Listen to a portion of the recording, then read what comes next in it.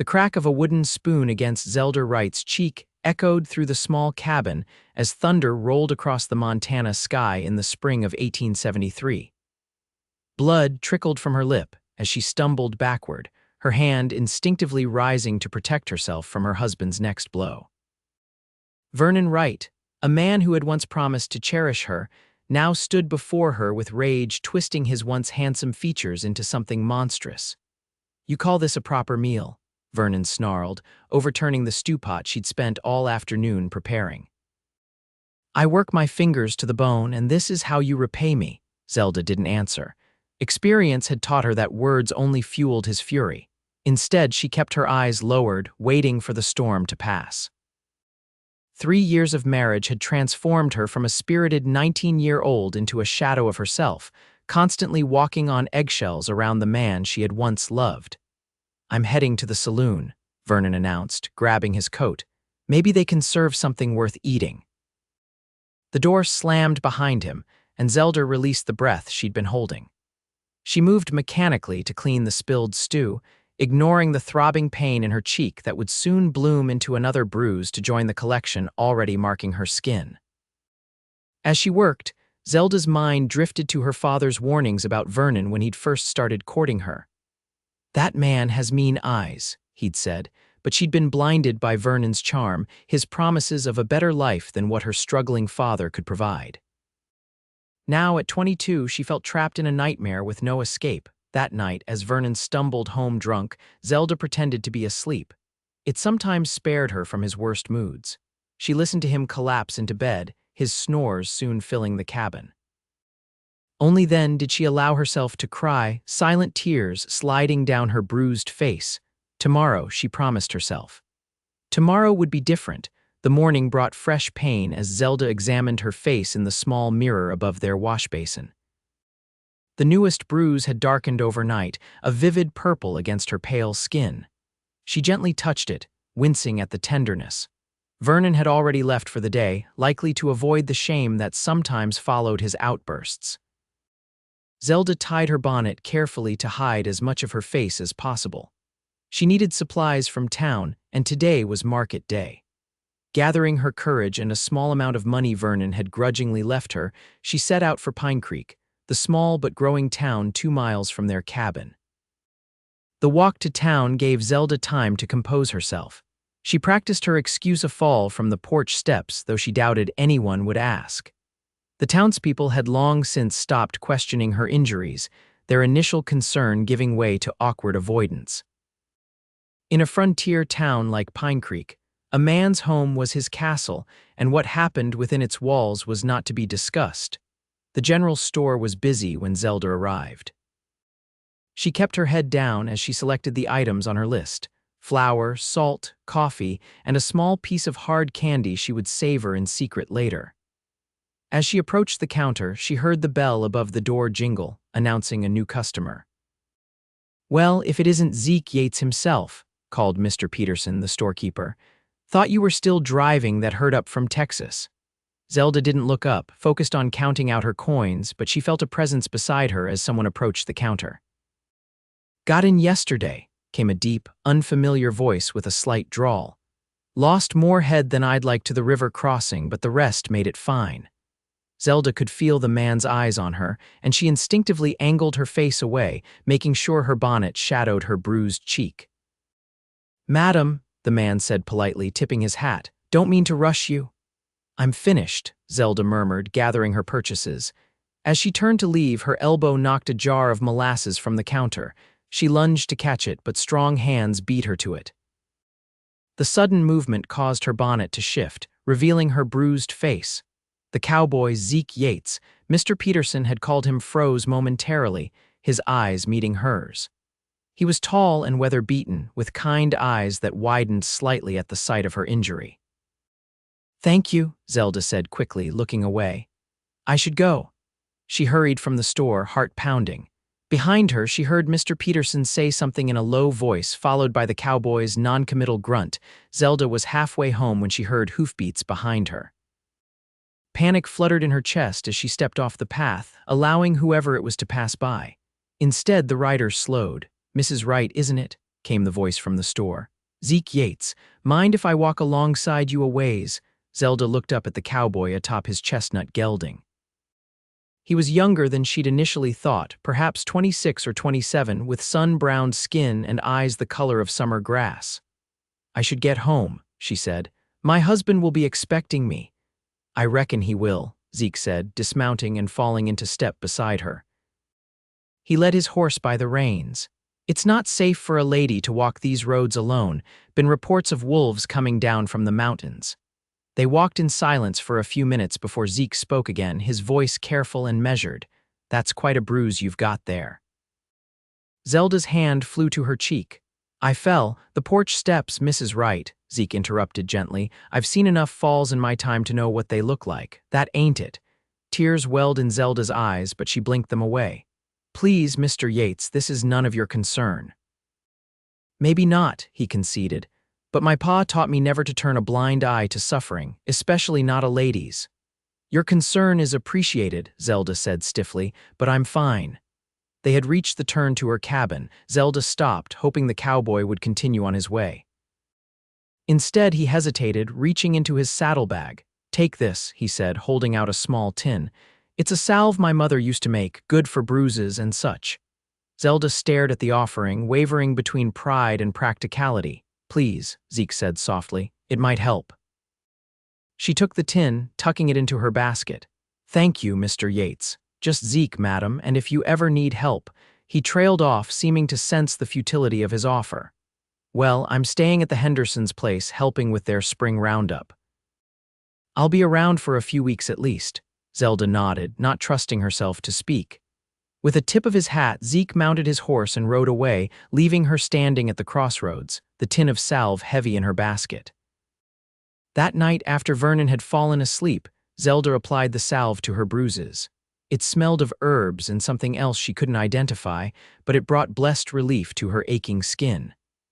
As she replaced the lid on the tin, she thought of the kind cowboy and his offer of help. It was a foolish thought, what could he possibly do? But it brought her a small measure of comfort as she drifted off to sleep. The next week passed in relative peace. Vernon was busy with spring planting and too exhausted in the evenings for his usual violent outbursts. Zelda took advantage of his absence to venture into town twice more, though she didn't see Zeke on either occasion. She told herself she wasn't looking for him, but her eyes scanned the streets nonetheless. On her third trip to town, disaster struck. Zelda was leaving the dressmaker's shop, where she'd splurged on a small length of blue ribbon with money she'd secretly saved, when she nearly collided with Vernon outside the saloon. "What are you doing in town?" he demanded, his breath already heavy with whiskey despite the early hour. "Just getting some thread," Zelda lied, clutching her basket tighter to hide the ribbon. Vernon grabbed her arm, his fingers digging painfully into her flesh. "Who said you could come to town? Did I give you permission?" "Vernon, please," Zelda whispered, aware of the curious glances from passersby. "Not here." "Don't tell me what to do, woman," he snarled, his grip tightening. "Get home now, I'll deal with you later." He shoved her away, causing her to stumble. As she regained her balance, Zelda caught sight of a familiar figure across the street, Zeke Yates, watching the exchange with a dark expression. Their eyes met briefly before Zelda hurried away, shame and fear propelling her toward home. Vernon returned hours later, drunker than Zelda had seen him in months. The beating that followed was one of the worst she'd endured. When it was over, she lay curled on the floor, tasting blood and wondering if this time he'd gone too far. "Clean yourself up," Vernon spat, grabbing his hat. "I'm going back out, and if I catch you in town again without my say-so." The threat hung in the air as he slammed the door behind him. Zelda dragged herself to the washbasin, wincing at her reflection. Her left eye was swelling shut, and a cut on her lip continued to bleed. Worse, though, were the bruises forming on her arms, her ribs, her back, evidence of Vernon's unbridled rage. A knock at the door startled her. Vernon never knocked, and they rarely had visitors this far from town. "Mrs. Wright?" came a familiar voice. "It's Zeke Yates. I've brought your ribbon." "You dropped it in town." Panic surged through Zelda. If Vernon returned to find a man at their cabin, especially one bringing a ribbon she'd secretly purchased. Please go away, she called, her voice breaking. A moment of silence followed. Madam, I just want to make sure you're all right. I'm fine. Please, you need to leave. Another pause. I'm not leaving until I see that you're all right with my own eyes, Mrs. Wright. Zelda realized he wouldn't go. Resigned, she moved to the door, keeping the uninjured side of her face toward him as she opened it a crack. See, I'm fine. Now please, Zeke's hand gently pushed the door wider, revealing her battered face. The shock in his eyes gave way to something else, a controlled fury that reminded Zelda of a thunderstorm brewing on the horizon. He did this to you, Zeke said, not a question but a statement. It's not what you think, Zelda began, but the lie died on her lips under his steady gaze. May I come in? Zeke asked, his voice gentle despite the anger in his eyes. Zelda hesitated, then stepped back, allowing him inside. She was beyond caring about propriety or Vernon's reaction should he return. Something in her had broken alongside her body. Zeke removed his hat, setting it on the table. Without a word, he filled the washbasin with fresh water and gathered clean cloths. Sit, he said, gesturing to a chair. When Zelda obeyed, he knelt before her and began gently cleaning her wounds. His touch was feather-light, nothing like Vernon's rough hands. Why do you stay? He asked quietly as he worked. Zelda considered her answer. Where would I go? I have no family left, no money of my own. There are places, Zeke said, people who would help. In Pine Creek, Zelda gave a bitter laugh that turned into a wince as it pulled at her split lip. They all look the other way, even the sheriff. Not everyone, Zeke countered. He finished cleaning her face and moved to her arms, revealing the fingerprint bruises where Vernon had grabbed her. His jaw tightened at the sight. This isn't the first time, he observed. Zelda shook her head, unable to meet his eyes. How long? Almost since the beginning, she admitted. 3 years now. It was just words at first, then shoving, then… She trailed off, the progression of violence too familiar to need explanation. Zeke sat back on his heels, regarding her with those steady green eyes. Mrs. Wright, Zelda, she interrupted. If you're cleaning my blood, you might as well use my name. A ghost of a smile touched his lips. Zelda, then, I want to help you. Why? The question escaped before she could stop it, raw and honest. You don't even know me. I know enough, Zeke said simply. I know you deserve better than this, and I know I can't ride away knowing what's happening to you here. Zelda shook her head. There's nothing to be done. Vernon won't let me go, and even if he did, I have nowhere. The sound of hoofbeats outside cut her off. Terror flooded her as she recognized the uneven rhythm of Vernon's old mare. He's back, she whispered, panic rising in her throat. You need to go now. Zeke didn't move. I'm not leaving you with him. Please, Zelda begged. He'll kill you. He has a gun. So do I, Zeke replied calmly, though his hand didn't move toward his holster. But it won't come to that. Before Zelda could argue further, the door burst open. Vernon stood in the doorway, his bloodshot eyes taking in the scene, his wife, her injuries partially cleaned, and a strange man kneeling before her. What the hell is this? Vernon snarled, his hand moving to the pistol at his hip. Zeke rose slowly, positioning himself between Vernon and Zelda. Mr. Wright, I presume I'm Zeke Yates. I don't give a damn who you are, Vernon spat. That's my wife you're touching. Get out of my house before I put a bullet in you. I'm afraid I can't do that, Zeke said, his voice level. Not until I'm certain Zelda is safe. Vernon's face contorted with rage. Safe? She's my wife. What happens between us is none of your business, cowboy. When a man beats a woman until she can barely stand, it becomes everyone's business, Zeke countered. Vernon drew his pistol, but Zeke was faster. In one fluid motion, he had his own gun pointed at Vernon's chest. I don't want to shoot you, Zeke said quietly, but I will if I have to. Vernon's eyes darted between Zeke's gun and his face, calculating his odds. Slowly, he lowered his weapon. Take her then, he said with a sneer. She's damaged goods anyway, never could do anything right.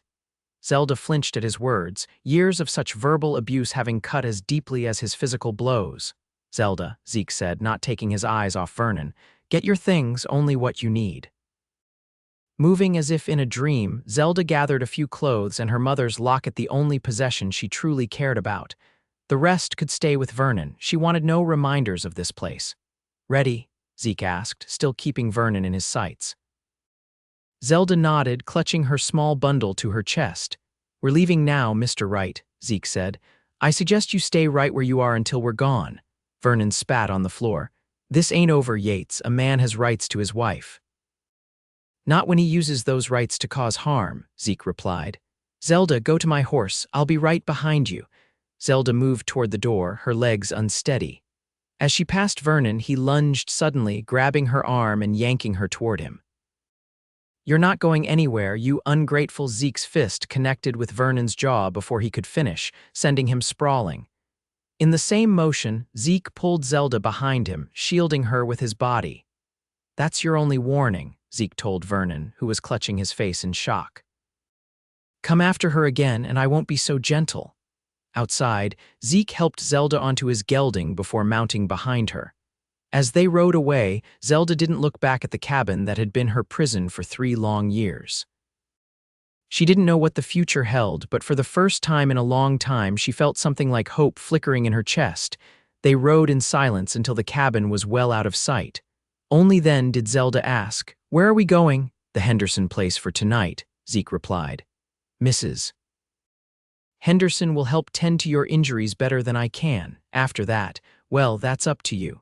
Zelda leaned back slightly against his solid presence. "I don't know what to do next. I've been Vernon's wife for so long, I hardly remember who I was before." "You've got time to figure it out," Zeke assured her, "and you won't be alone." The Henderson ranch was larger than Zelda had expected, with a main house and several outbuildings sprawled across a valley. Mrs. Henderson, a kind-faced woman in her 50s, took one look at Zelda's battered face and ushered her inside without questions. "Land's sake, child," she murmured as she helped Zelda into a hot bath. "What that man did to you, it ain't right." Zelda sank into the warm water, tears mixing with the steam. "I should have left sooner." "Now, none of that," Mrs. Henderson scolded gently. "You left when you could, that's what matters." After the bath, Mrs. Henderson provided a clean nightgown and settled Zelda into a bedroom with a real feather mattress, a luxury she hadn't enjoyed since before her marriage. "Zeke's a good man," Mrs. Henderson told her as she prepared to leave. "Known him since he was knee-high to a grasshopper. His pa worked this ranch before him."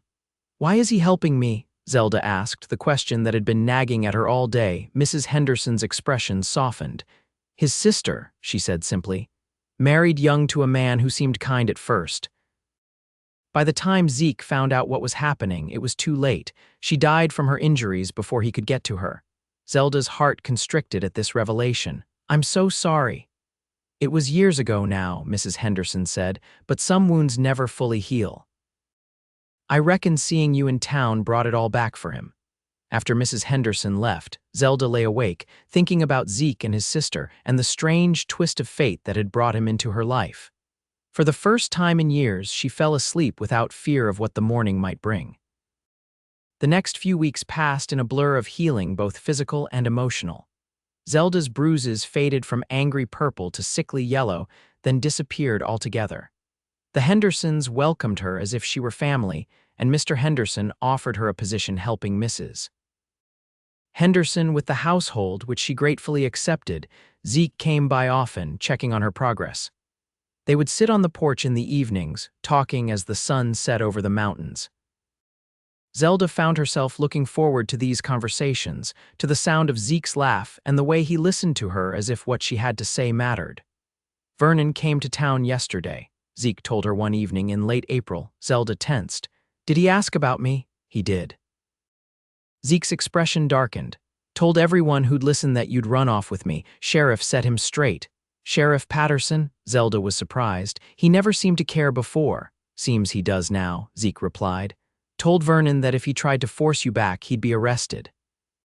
"Why the change of heart?" Zeke looked slightly embarrassed.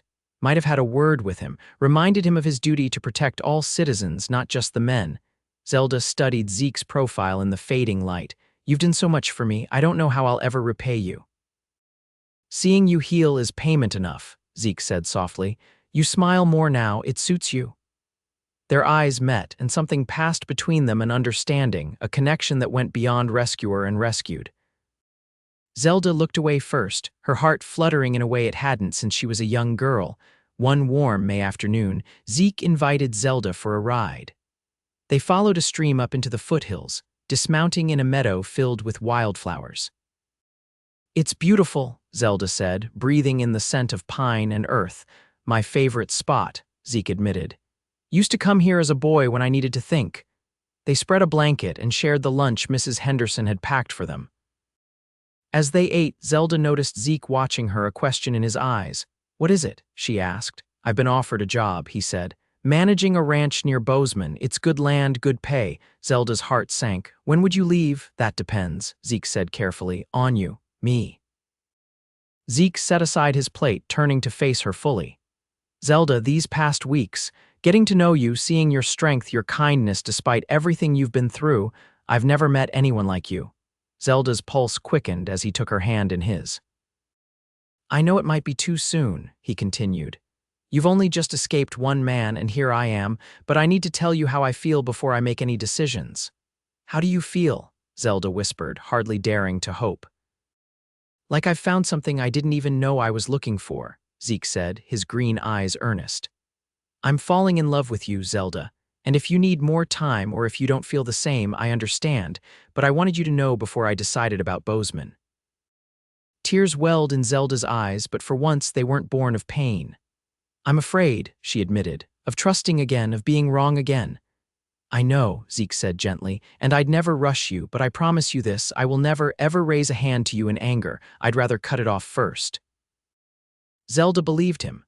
In the weeks she'd known him, she'd seen Zeke angry, frustrated, even furious on one occasion when news came that Vernon had been spreading vicious rumors about her in town.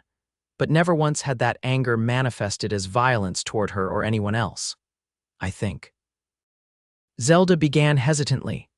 "I think I'm falling in love with you too, but I'm still married, Zeke." "Not for long," Zeke said. "I spoke with a lawyer in Bozeman last week.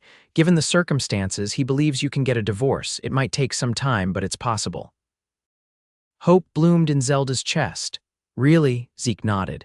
"And until then, we can take things slow, get to know each other better. I don't want to rush you, Zelda. I just want to be with you however you'll have me." Zelda looked at their intertwined hands, then back at Zeke's hopeful face. Slowly, she leaned forward and pressed her lips to his in a gentle kiss. It was nothing like Vernon's demanding, possessive kisses. This was tender, respectful, asking rather than taking. When they broke apart, Zeke was smiling. "Does this mean you'll come to Bozeman with me?"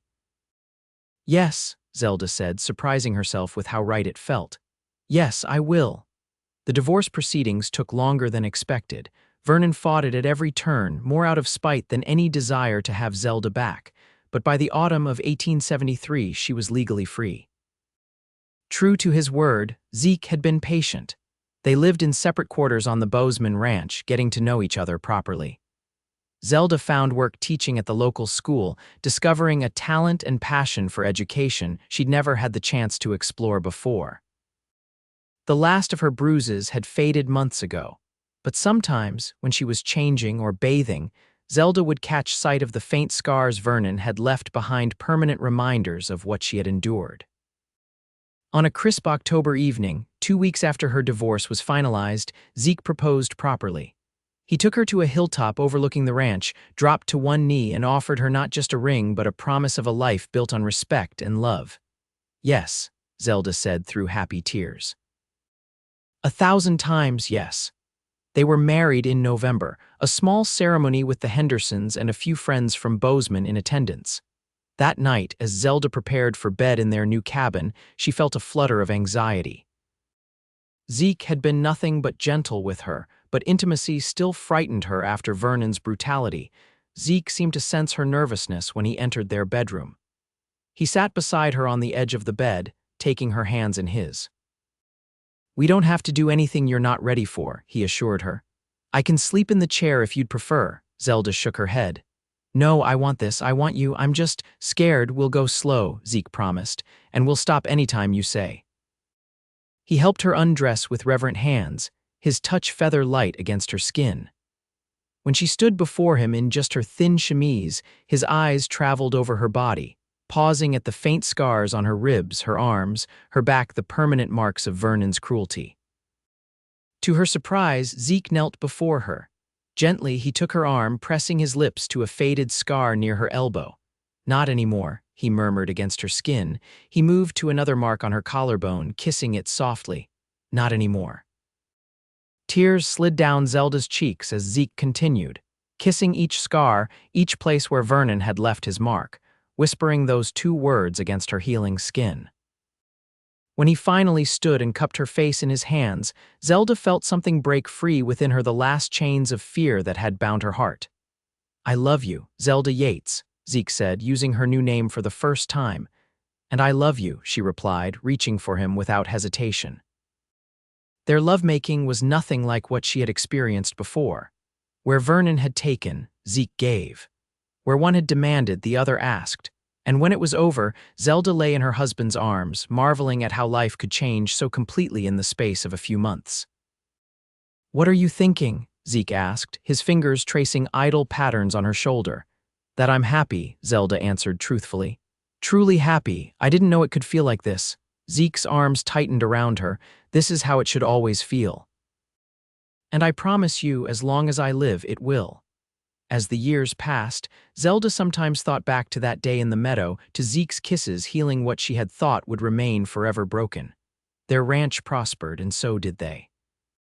In 1875, their daughter Emma was born, followed by twins James and Joseph in 1877. Zelda continued teaching, eventually starting a small school on their property for the children of neighboring ranchers. Vernon Wright faded from their lives, moving further west after losing most of his land to gambling debts. Occasionally news of him would reach them, but it no longer had the power to frighten Zelda. The scars he'd left had faded to nearly nothing, overwritten by Zeke's touch and the marks of a life well lived.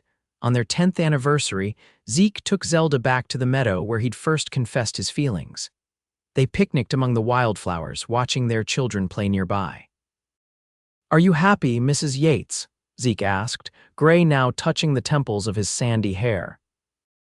Zelda looked at her husband, at the laugh lines around his kind eyes, at the hands that had never struck her in anger but had instead built her a home, rocked their children, and wiped away her tears on the rare occasions when memories of the past resurfaced. "Happier than I ever imagined possible," she replied, leaning in to kiss him. "Not anymore, indeed." Zeke smiled, understanding her reference to those words he had whispered against her skin on their wedding night. He pulled her close, his lips brushing her forehead. "Not anymore," he agreed. "And never again."